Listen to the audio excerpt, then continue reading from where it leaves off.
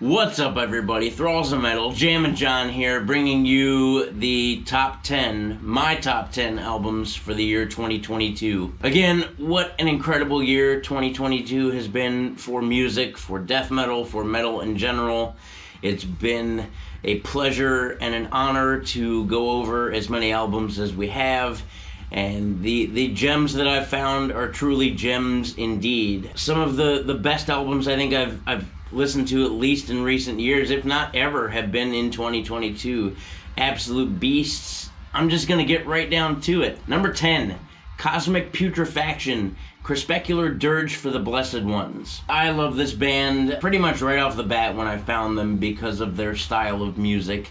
Again, that ambient death metal sound that I'm so akin to between Ulcerate and Morbid Angel. This band kind of just falls right in the middle. There is a giant uptick in production on this record as opposed to the 2020 release. The album title I can't think of off the top of my head, but I'm not worried about it. The riffs stand out more. There's tons more groove. The guitars aren't buried by this crazy background ambience. The drums are definitely more pronounced. Everything just sounds crisper and richer and fuller. It's the intensity of Ulcerate with the chug of Morbid Angel. How could you go wrong? Soul's Upheaval Debris and Amniotic Bewilderment are two songs that have played over and over again on pretty much every playlist I've jammed this year. I am a huge fan of this album. I am a huge fan of whatever comes my way from Cosmic Putrefaction. I can't wait to see what they've got in store next. Yeah, number 10 for me. Number 9, Revocation with Netherheavn. It's Revocation. There's not a bad album in the Revocation discography, and as with every Revocation album, it always takes me some time to really get used to the record, mostly because the record before each Revocation release I thought was the best, and I thought, how could it get any better? But I think now that Dave is on his own and in charge of writing the songs, and it's all him as far as, guitar licks are concerned, Dave Davidson is this generation's modern day guitar hero. This guy writes nothing but killer riffs. He has the greatest solos. The song Godforsaken, I will jam over and over and over and over again. That song is so fucking heavy and beautiful, and that riff that's in the breakdown is nasty. The solos over this album are great. Of course, Recrucified with probably close to, if not the last recording available with Trevor from the Black Diamond. Rest in peace, brother. I can't say enough good things about Revocation. I think it's possibly impossible for anyone to say anything bad about them. But again, once again, the songs sound more focused, more dialed in, and it sounds like Dave is really able to open up and do what he wants to do. Plus, we saw Revocation on this tour just a couple months ago, and I'll be damned if that whole band wasn't having the time of their fucking lives. If you guys have never seen Revocation, please go see them. But this album is a goddamn beast. I'm thankful to have heard it, and I will proudly play it again and again and again and again, much like I do the rest of their discography. Anyway, number 9, Revocation, Netherheavn. Check it out. Number 8, a band that I've never really been a fan of, but I have ended up jamming this record time and time again. Necrotic Nick jammed this record over and over and over again, and I just kind of fell in love with it. It's such a good listen. Number 8, Cave In with Heavy Pendulum. Again, I've never been a personal fan of this band. I think I just kind of overlooked them throughout the years. I kind of fell out of the post-hardcore vibe. I kind of fell out of lighter music in general as I got more into death metal. But this record is fucking beautiful. Catchy riffs, catchy hooks, the melodies are beautiful. Of course, the heft of the Kurt Ballou production, a force to be reckoned with in itself. But this band did a really good job of keeping my attention pretty much from start to finish. Every song on here is a banger, especially the song Blinded by a Blaze. I've jammed that song over and over and over again. It gets stuck in my head all the time. I find myself singing it in the shower. I mean, that's pretty much a sign of a good song. Definitely a good band. I haven't really looked in too much to this band. Necrotic Nick was telling me some things about, them losing a band member and the emotional connection here. I just thought it was really pretty music, really heavy, you know, just a great album to jam to, so it is my number 8. Number 7. I love this band so much. This is a new one for me, a new one for most of you. I believe this is their first full length. Don't quote me, because I don't do my homework like I should. Gutvoid with Durance of Lightless Horizons. It's got your death metal. It's got your doom metal. It's got your riffs and its dark evil atmosphere. It's got chugs and dissonance, my personal favorite. It's also got my fucking vote. I love this album. This is beautiful in its own evil and nasty way. The last song, Wandering Dungeon, if you saw our review, I still believe that that song in itself was written for me, with the bendy, chuggy riffs, and of course the dissonance. If you're still following along and drinking, I'm sorry, because you're probably dead by now, because I said, that's right, chug and dissonance. This was a shocker to me. I'd never heard these guys, but I will jam this record over and over and over again, and over again, and over again, and over again. It just stuck with me. We jammed it, we reviewed it, I loved it, and I continued to love it, continued to fall in love with it, and yeah, I am a giant Gutvoid fan. When and if we ever see these guys live, I will 100% be there and buy some merch. You can count on that. Gutvoid, number 7 for me. I'm almost sad to be done with this list, dude. There's so many good bands, but we have 6 left. Coming in at number 6, again, the first time hearing this band, their first release. I love this goddamn band. We're about to go see them here in a couple days. By the time you see this video, we will have already seen them. Number 6, Phobophilic, Enveloping Absurdity. Whew, this band can write riffs. Oh my god, can they write riffs. Not only can they write riffs, but these are some of the most intricate, elongated riffs that are found in Death Doom without being techie.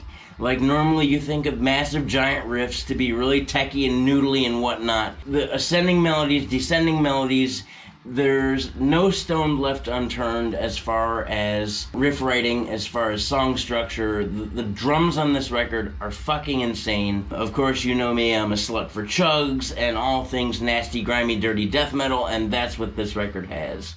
From start to finish, tracks 1 through 8, they all whoop ass. Cathedrals of Blood, I think, is one of the best songs of 2022. I'm going to go out on a limb and say it.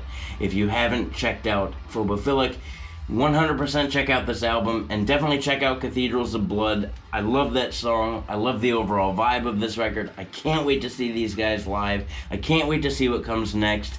You guys 100% need to check this out. I adore this album. I mean, it almost got a 5-star rating from me, and, you know, in the last few years, I found that giving 5-star ratings, you know, kind of has its ups and downs, but these guys were really close. Phobophilic, Enveloping Absurdity.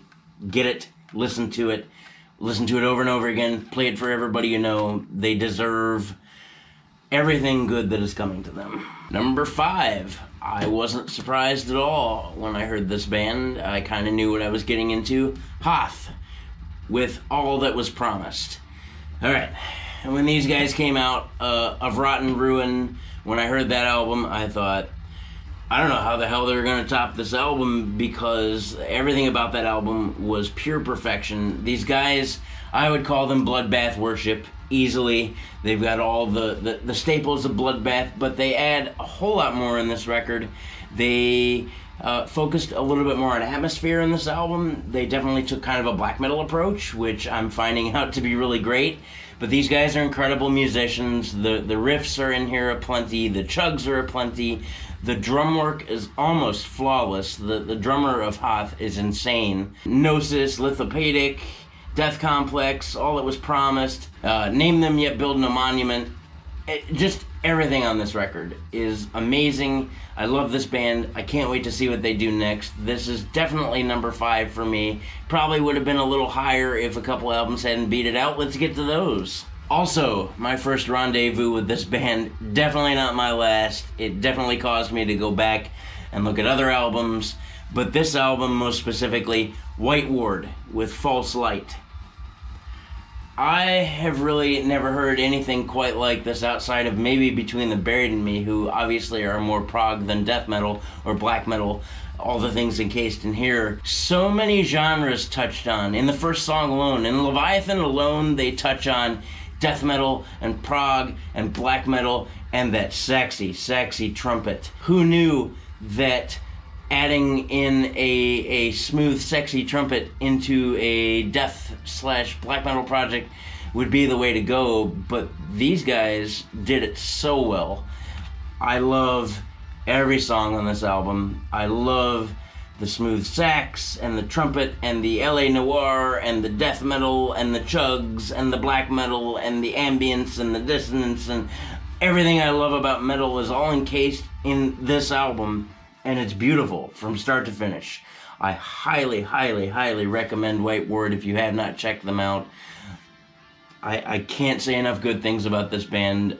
Pretty much from the time that we first heard this until right now, and even beyond that, I'm probably never ever gonna stop jamming this album. It is killer. It's so killer that I was so excited to talk about this. Like every time I think about doing my top 40 for the year, I always thought like, oh man, I have to talk about White Word.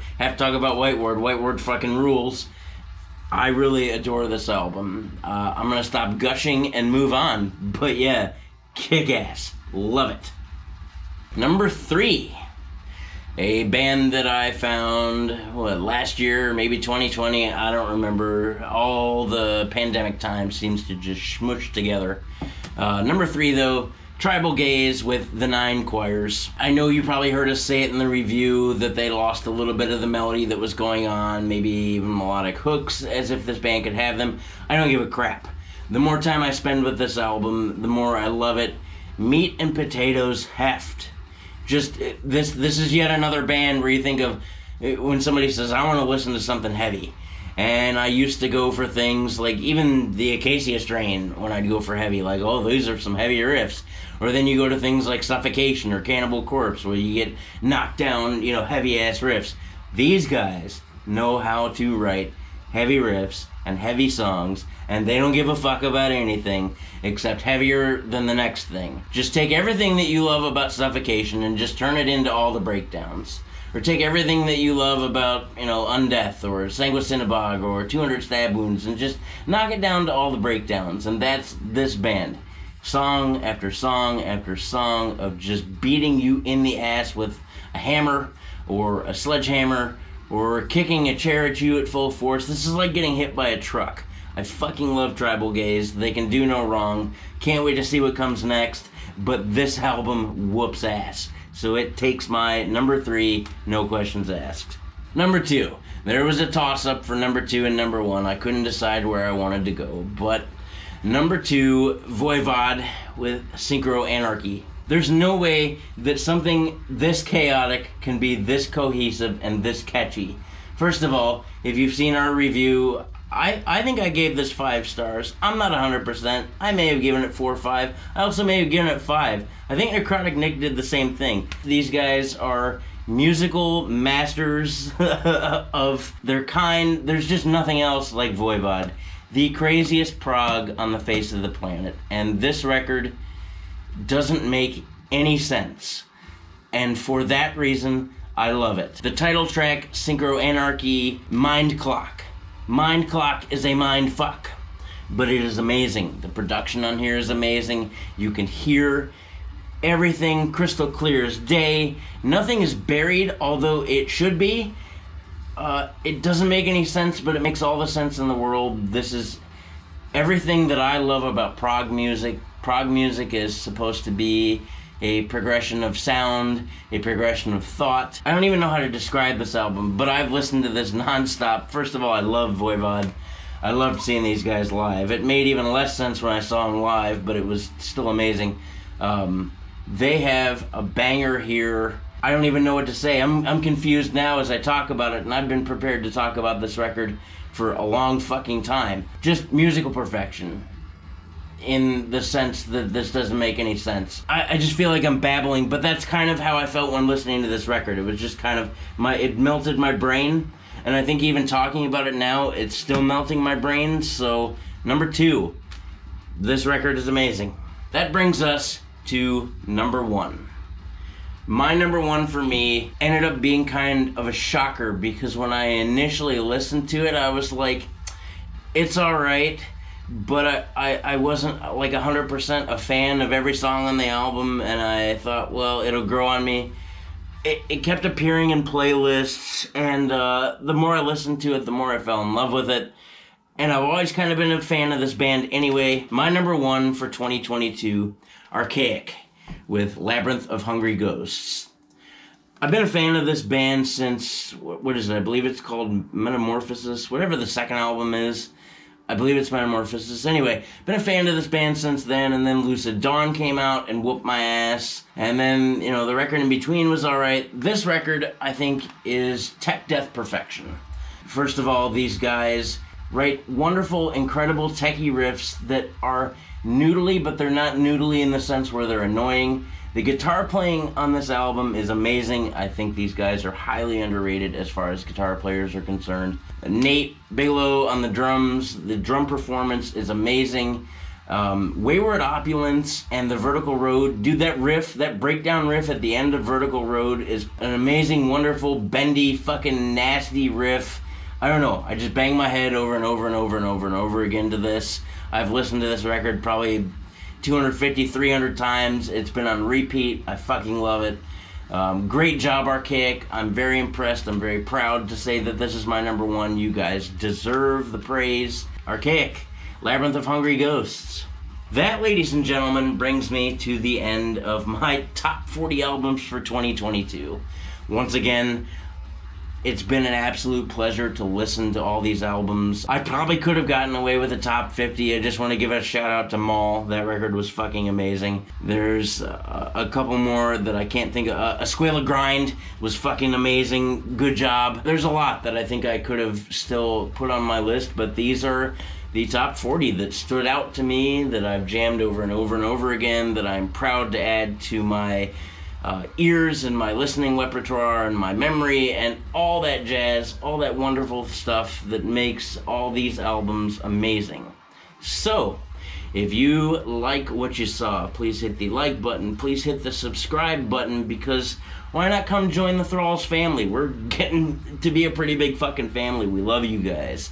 Number 2, thrallsofmetal.com. There you will find our t-shirts and our little store thingy. You can still buy shirts. We have some available. I believe we're out of extra larges. Don't quote me. If we are, I'm super fucking sorry. There will be more coming. I think there's beanies in the works and something. Hats, maybe. There's stuff coming. We're just working on hammering out the details. Also encased within there, you'll find podcasts of a few of our episodes in case you don't want to look at our ugly mugs, which I totally get. I'm sorry. It's been like this for 41 years. I don't know how to change it. Beyond our podcast, there is also a link to our Patreon if you'd like to help us out. We are lazy bums and haven't done much with Patreon, but in 2023 we have some things mapped out that are really cool. Our Patreon is about to be more accessible with a lot more going on. Yeah, if you're on our Patreon now, you will have been able to vote for the next albums we do for the rankings. So I think that's going to become a Patreon thing. So if you want to help us figure out what the hell we're going to do as far as rankings, discographies, and whatnot, probably come to our Patreon. Last but not least, we got the Denver Death Fest coming. By the time you see this actual top 10 shit, my thing, whatever, by the time you see that, we will be probably like 10 days away from releasing the full lineup for Denver Death Fest. Very happy for that. April 20th through the 23rd. That's right, guys. You get to spend 420 in Denver. How fucking cool is that? Very excited for all the bands that we have going on here. I'm very happy to have quite a few of them playing this festival. It's been an honor to work with these guys. It's been an honor to really go through this whole thing. So, yeah, Denver Death Fest tickets, I believe, are on sale at denverdeathfest.com. Last but not least, we get to the awkward thank you part, and if you've watched this video anyway, you know I'm awkward to begin with. I don't really care, but thank you so much for showing up, for liking, for subscribing, for telling people about this channel, for wearing our merch, which is still crazy in itself. Thank you for coming and chatting with us. Those of you that have hit us up on Instagram and Facebook, it's been wonderful. We love you guys. We love the family that we have created, the life that we're building here, and Thralls of Metal has become this wonderful breathing entity that we have come to enjoy. It's become a big part of our lives. Please stick around. 2023 is going to be jam-packed full of some amazing content. We're working on some new things. I'm going to stop blabbering at you because there are other Thralls of Metal people that need to do their rankings. And if I don't shut the fuck up, you'll never figure out what Shred and Miller likes. So with that, take care.